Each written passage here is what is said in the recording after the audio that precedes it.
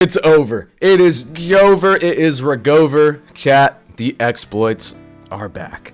Now, there has been a couple exploiter sightings on Deepwoken, and, a couple people are up in arms. They're a little scared. They think we're doomed. Conquest is delayed again, but not actually delayed.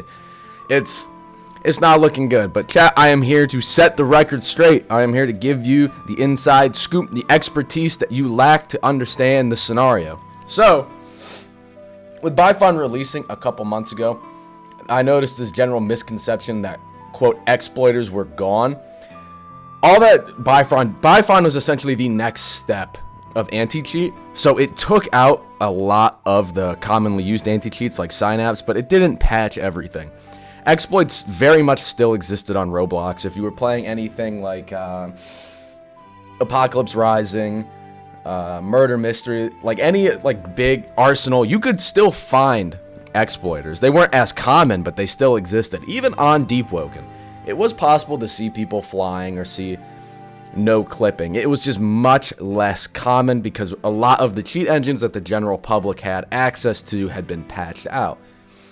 So I think about a month ago, a couple weeks ago, there was this new exploit, so to speak. This guy, Cheat Buddy, he's been making exploits for 15 plus years almost, has sort of cracked the code. He's made this new system which utilizes CPU instructions to exploiting for dummy computers for dummies. CPU instructions is essentially, it tells your computer how to do things. It's like when you open up your computer, CPU instructions is what makes your computer do things. So if you click on Google Chrome and Google Chrome opens, CPU instructions is what is essentially running the whole show.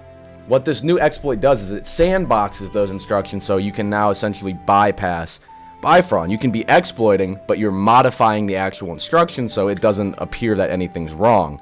It's not like previous exploits where you're injecting directly into the system and trying to work around the pre-existing exploits. More like with this current system, the anti-cheat doesn't even realize that you're exploiting. It doesn't understand what's happening.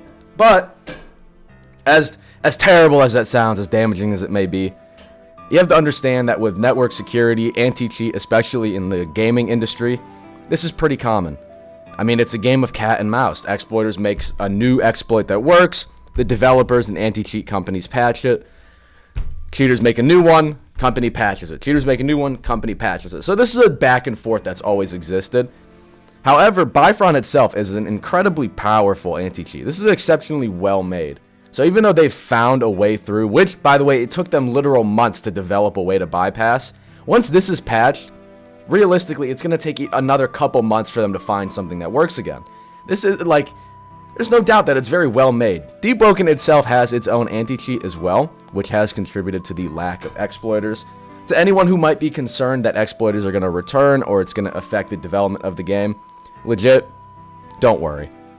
Even though, it's scary to think about, you see the clickbait titles, exploiters are back, we're doomed, oh my god, it's not that big of a deal. This is it would be more appropriate to say that with the new wave of exploit engines, they've cracked the outer layer of Byfron. Not that they have completely breached it, if that makes sense. But, only time will tell. Only time will tell. There's no denying the exploiter that created this software is incredibly talented. So who knows? He might make something so insane that it just, destroys everything. We will only know with time.